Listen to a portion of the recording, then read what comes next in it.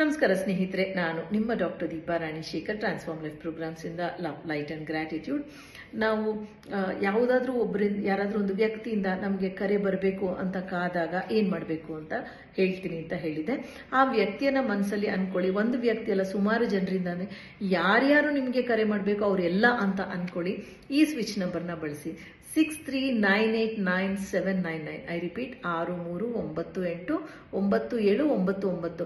ತುಂಬಾ ಸತಿ ಚಾಂಟ್ ಮಾಡಿ. ದೇಹದ ಎಡಗಡೆ ಮತ್ತೆ energy circle pink colour sketch pen ಅಲ್ಲಿ ಬರ್ಕೊಳ್ಳಿ.